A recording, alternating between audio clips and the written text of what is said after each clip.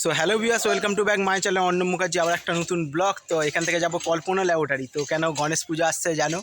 তো 7 তারিখে গণেশ পুজো, ওইটাই ঠাকুরের আজকে ব্লগ করে দেখাবো। তো ভিডিওটা ভালো লাগে লাইক করার রাস্তায় সাবস্ক্রাইব করে দেবে, ইনস্টাগ্রাম আর ফেসবুক গিয়ে অবভিয়াসলি ফলো করে নেবে। আর মজাতেও তোমরা গিয়ে রিল দেখতে পারবে। চলো ব্লগটা দেখো, কল্পনা ল্যাবরেটরিতে গিয়ে সুন্দর সুন্দর গণেশ ঠাকুর দেখবে। চলো দেখতে থাকো ব্লগটা।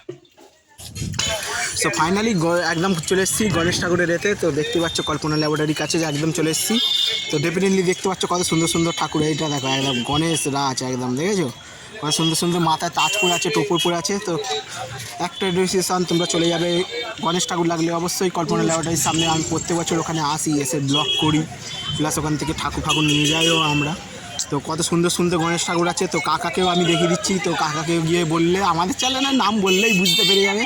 আর কাকাদেরও ইউটিউব চ্যানেল আছে, তো যাবে গিয়ে ওখানে দেখে নেবে। আর আমার চ্যানেলের নাম দিলে কিছু ডিসকাউন্টও হয়ে যাবে, ঠিক আছে ডেফিনেটলি। আর তোমরা যাও ওখানে গিয়ে সুন্দর সুন্দর গণেশ দেখো ভাই। এইটা দেখেছো একদম অন্য লেভেলের গণেশ ভাই।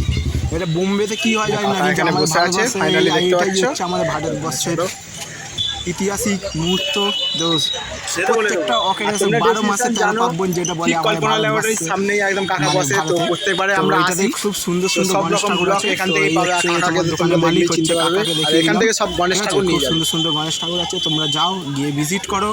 আর একবার যারা ঠিক গণেশ কল্পনা ঠাকুরের ল্যাবরেটরির ভিডিওটা সামনেই দেখছো, কোথা কাকা থেকে বসে। ভিডিওটা দেখছো সেটাও কমেন্ট করবে।